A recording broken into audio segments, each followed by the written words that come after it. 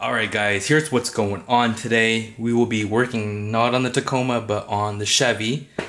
Not that I wanted to work on it, but here's a little background of what's going on with the Chevy. So it's been parked out by the street for maybe 3-4 months now. I just haven't driven it. Decided to try to drive it about 2 weeks ago, and we have a no start condition. Now, thinking through of what could possibly be going on, I know for sure there's no fuel coming through the carb, because usually when you press on the accelerator, you will hear a squirt of fuel. I did not hear that. Just a little background. It's a Chevy small block 350 mechanical fuel pump, carbureted. Somewhere along the line, fuel is not getting to the carburetor. Could it be the carburetor? Could it be a leak in the fuel supply line? Could it be the push rod against the camshaft where it's not sending it through? Could it be the fuel pump itself? Who knows at this point? However, a big hint is I did change the fuel cap, and if you have not seen it yet, I will link it in the description here. Actually, don't even watch that. I think that's what's going on. I'm gonna show you why I think that's the reason and the culprit of this. Alright, so if you can see here, the seal is broke.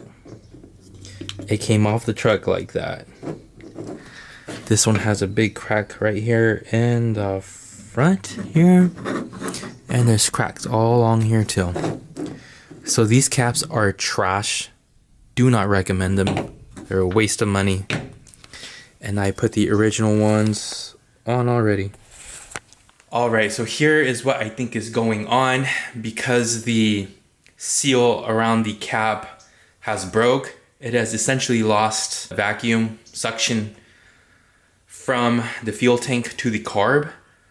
And because the carb sits higher, I think what happened is the fuel basically went back down into the fuel tank. So today, basically what we're going to be doing is priming the fuel system. There are many ways to do this, but I'm going to show you how I'm going to do it. Alright, safety first. Got the extinguisher and the blanket. A lot of people like disconnecting between the fuel pump and the carburetor and just sticking it into a gas can. I have starting fluid. Wow. Just cranking the ignition system, just your starter, is not going to be strong or fast enough to pull fuel from the tank to the carburetor. It needs to be at idle speed or even higher, but idle speed should do it. So a couple sprays of the starting fluid, do that a couple times. Hopefully by that point there's fuel that's in the carburetor and it'll just keep running on its own. All right, let's listen for some fuel.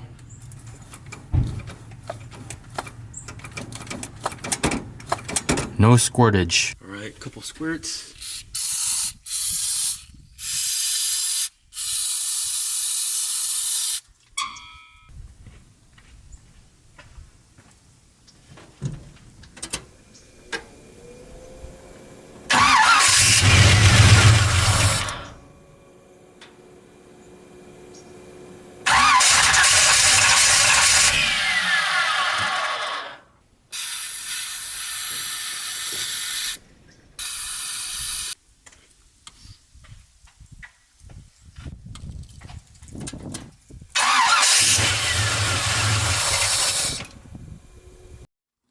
Alright guys, so here's what's going on. This is under the belly of the truck.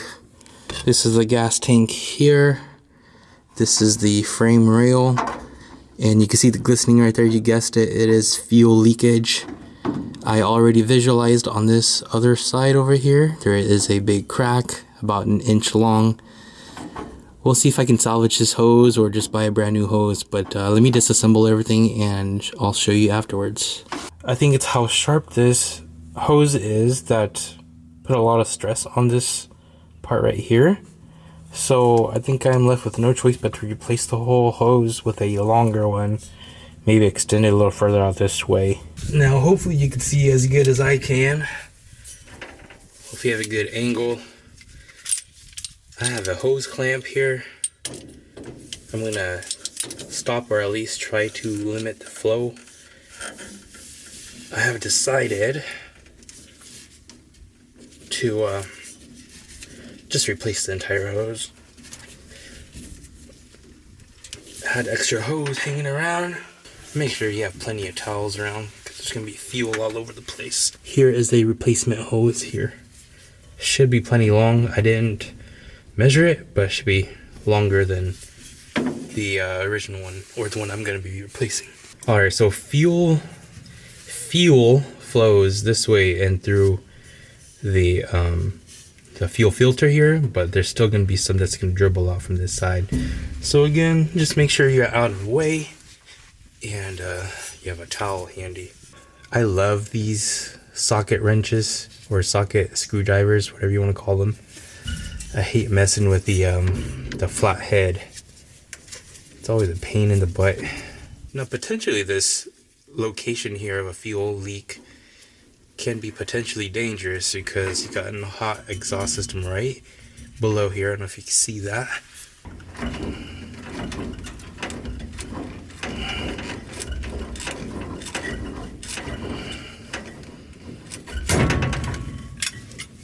Okay.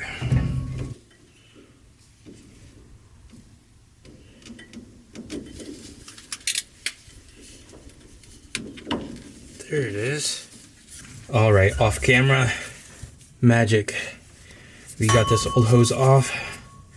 It is, I mean, it seems pretty intact still, but it is hardened. There's no other cracks other than the piece I cut off. I would probably use this over again if I could, but it is too short, and you can tell it's taking the shape of the angle, that sharp angle I was showing you earlier. So we're gonna replace it with a newer, longer one, so hopefully it doesn't have to cut that sharp of an angle. Okay.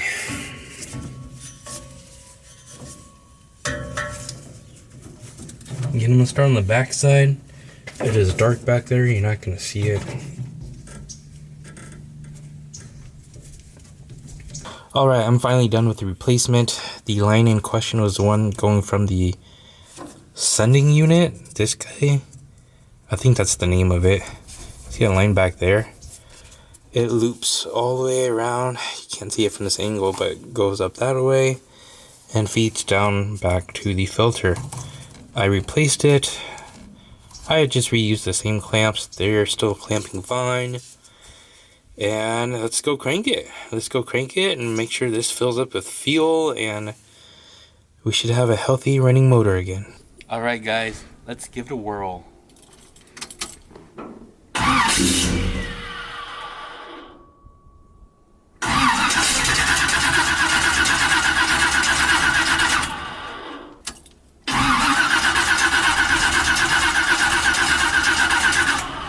You know, we might have to prime it.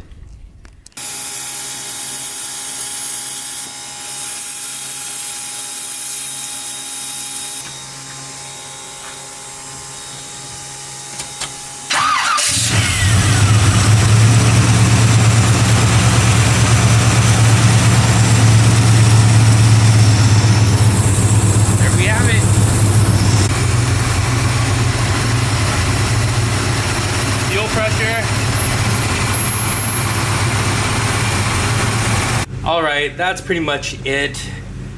In the end, it wasn't really because of the fuel caps. What we hypothesized was a leak, an air leak in the fuel system. Because of the crack, all it was doing was sucking in air and not fuel. So that's why we were not getting fuel.